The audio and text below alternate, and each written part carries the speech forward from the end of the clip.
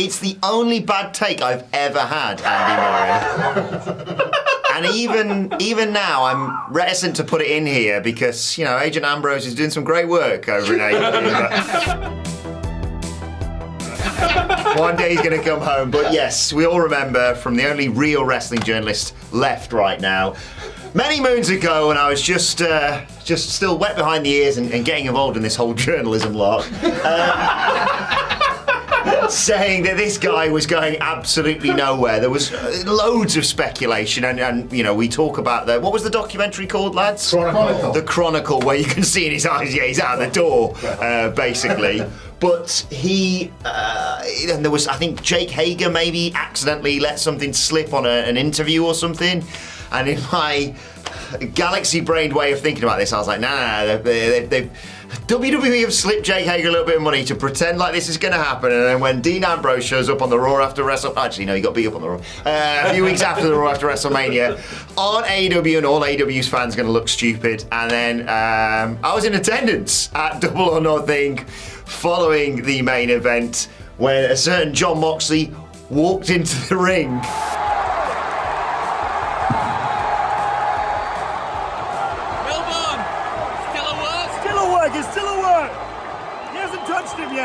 And I thought, might have got this one a little bit wrong somewhat. But I mean, what a hell of a decision to make, because he's gone from strength to strength, and best luck to him going forward until eventually Agent Ambrose comes home. Mine's a very recent one. I got something very, very wrong. It's hard in my position to be wrong when the Fed is so right.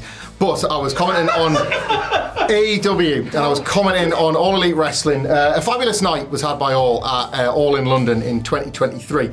But due to the less than impressive build and a certain trepidation I had about some of the use, some of the big stars on the night, I would almost classify that show as a little bit of over-delivery when the bell rang, as was the case a lot on pay-per-view for AEW in 2023. And as a result of all of that, a number of other factors and other people that may or may not be there, and it still remains unclear exactly who will appear on this card later in August, I just believed pretty much as I was leaving the building that the best chance AEW had of selling a comparable number of tickets was to basically sell them that week. Capture the buzz, capture the feeling, the good feeling that everybody had as I left Wembley Stadium, because I just did not believe it would be there in 2024. I don't believe that AEW will recover to the creative heights for quite a while, and commercially, who knows? Certainly in America, domestic business remains down, so I just felt eventually that will be reflected here in England as well. That has already proven not to be the case. As a check on WrestleTix, as of today, they have sold 38,585 tickets, and that's probably gone up as you're watching this video. Again, no matches announced. There's the implied presence of the people on this poster, and maybe whoever Tony Khan signs between now and then, which, let's be honest, could be absolutely anybody. So there'll be a show to attend. It doesn't have the pressure of topping this year. It'll be squeezed in the middle of a Taylor Swift tour, so that staging will have to be smaller this year, which will help AEW. They only need to really look at maybe 50 to 60,000 rather than chasing the 80,000 or whatever Brent Council insisted it was. I think, genuinely, hand on heart, it's an earnestly brilliant achievement, considering this product feels colder when you watch it on television. Evidently, the people in the UK or the people in Europe don't feel that way just yet. They'll pass 40, they'll probably pass 50. It'll be one of the biggest attended shows of the year, and that is probably why they continue to do it. They want it to look and feel big, and in this country at least, it still will. Kevin Dunn is actually good. What?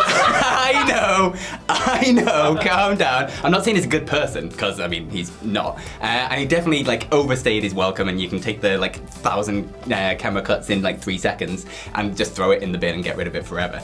But you can't take away how much he has added to WWE over the years in terms of their production style, and how much it has grown since back sort of pre-Attitude Era to where they just did the biggest shows you could possibly imagine that are on the level of the absolute top tier megastar pop star style live arena event production that you could possibly imagine, and then threw into that action camera work with flying cameras going through the arenas, and the style that he has created through WWE, and that really polished production style, which I also think is actually good and better than AEW. Sorry everyone. The polished style, it just looks better, and I don't think there was anyone at that time that could have done a better job at it. And you look And it ain't easy. AEW, they sold out Wembley. It should have been this like huge production, this amazing event. And it looked big because it was in a huge stadium, but it didn't look big time because they didn't know how to film it, how to be in that arena. The stage looked really small. Like, it didn't look as special as it should have done on camera. Like, in the building, it was amazing, it was massive. Of course it was, it's a huge stadium. But it just doesn't look as good as it could be. And Kevin Dunn was the guy that got WWE to the position where they are the absolute best in the world at this kind of production style.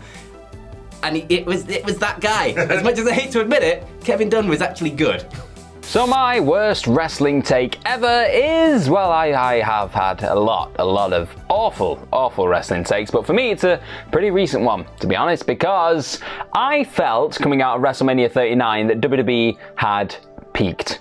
I thought that was it. It's never going to get any better than what we've just had over the last, 6 months when Triple H took over from that weird old man and all the kind of fun that we had coming into WrestleMania 39. I just thought, that's it. Yeah, I've lived through a lot of WWE in my life, and I feel like that is going to be as good as we ever get, because you had all the road to WrestleMania, you had the brilliant Royal Rumble, you had Elimination Chamber with Sami and all that great stuff, and then WrestleMania itself was on its way to being an all-timer, wasn't it? And it probably is, really. I mean, it might age quite well in years, in the future and everything else, but you had all these exceptional things coming into it. You had Cody felt like one of the biggest baby faces in all of wrestling. Sami and Kevin also felt huge coming into it with their bloodline stuff with the Usos. Roman, obviously, his massive part into playing all this. That was the dream match with Cody and Roman.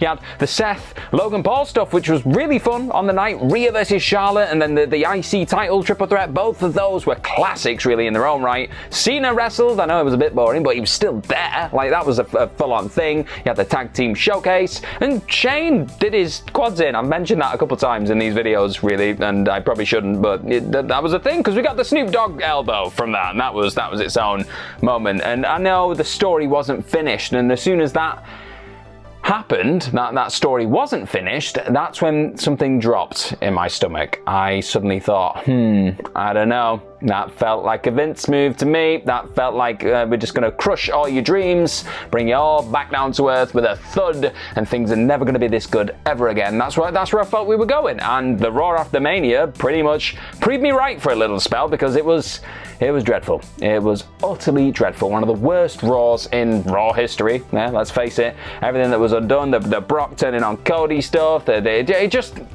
everything about it just left a really bitter taste in your mouth, and you thought, that's it, we've had the good times. That's it's fun while it lasted, eh? And then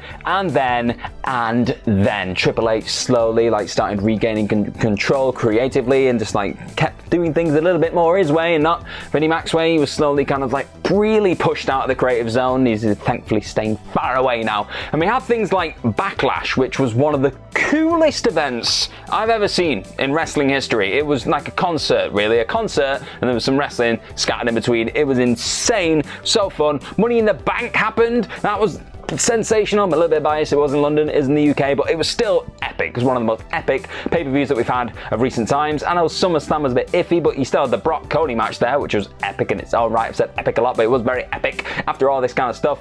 And then you had War Games. We had the return of CM Punk. War Games itself was pretty cool, but CM Punk was back, and then The Rock came back, and now it's just so much stuff. We've not even had the Royal Rumble yet.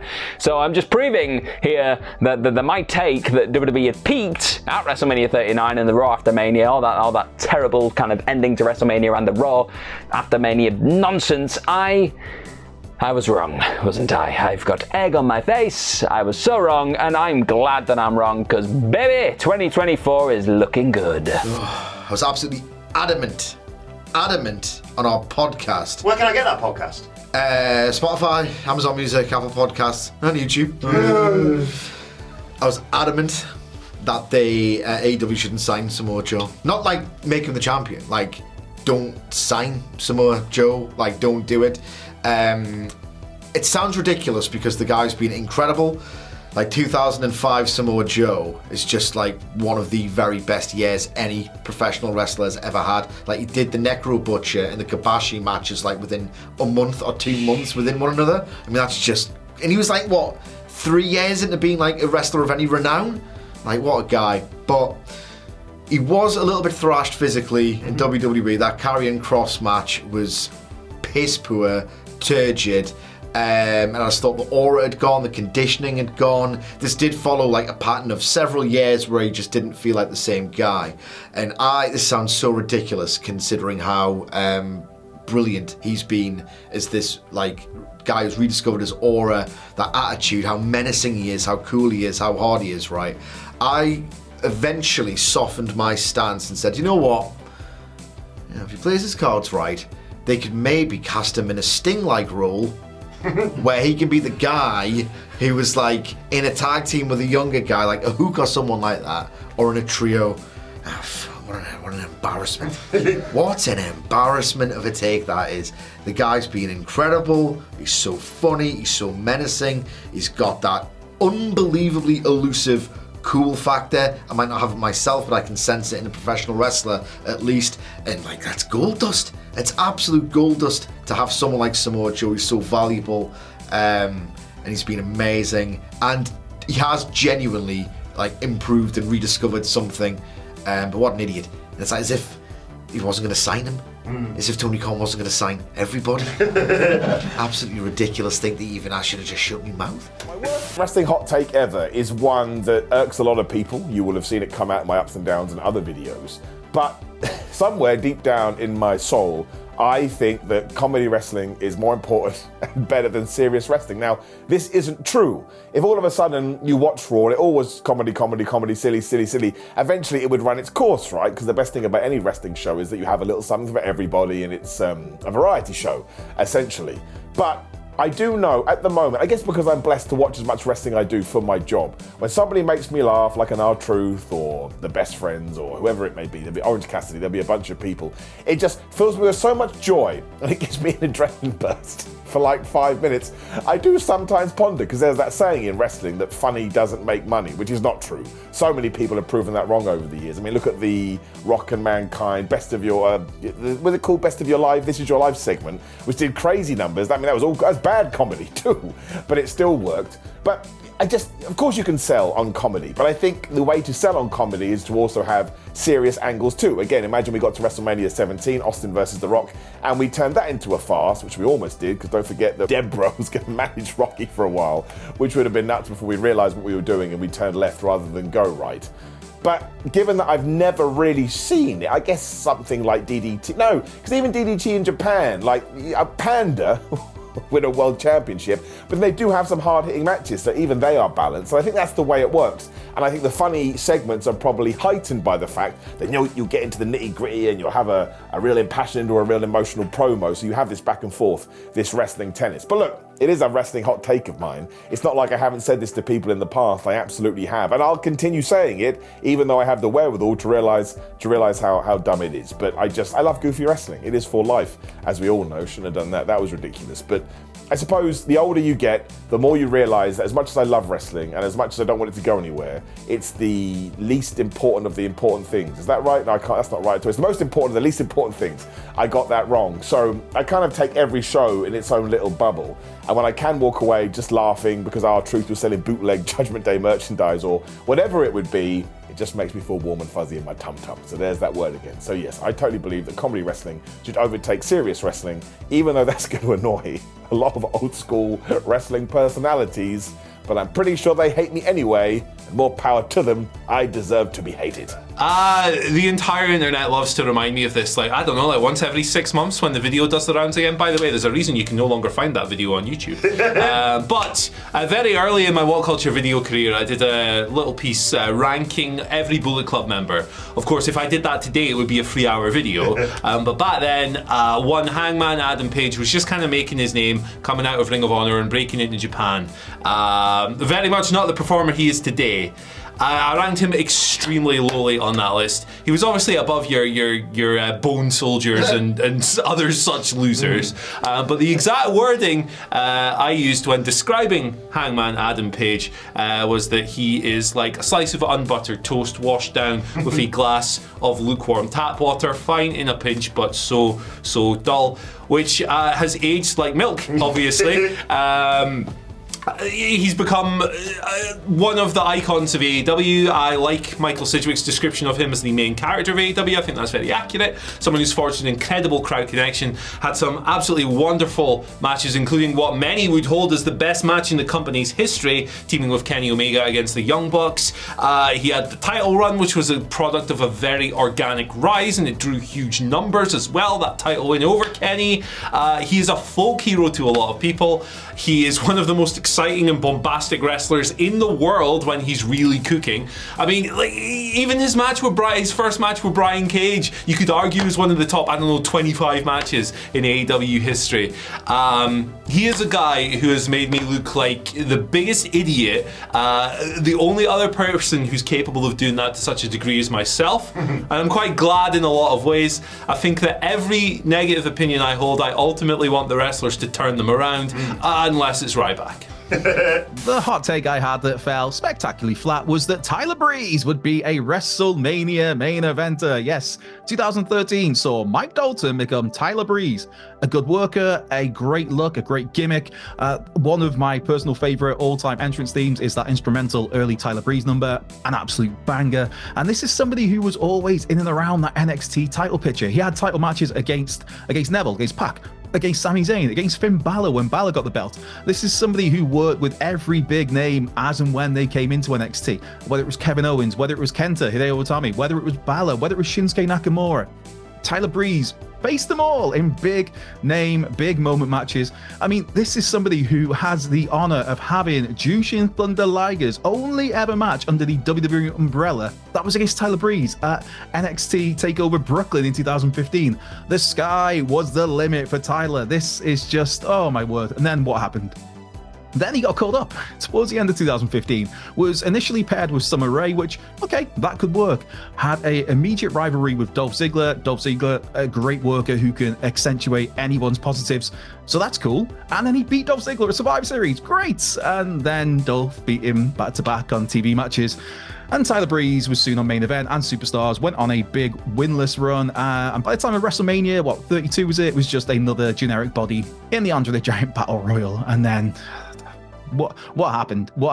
I mean, what happened was Vince McMahon just did not get Tyler Breeze. You have to wonder, like, how that character would have been used now if Triple H was running the show. If he came up in WWE when Triple H was head of the main roster, it's just like, oh, one of the great what ifs for me.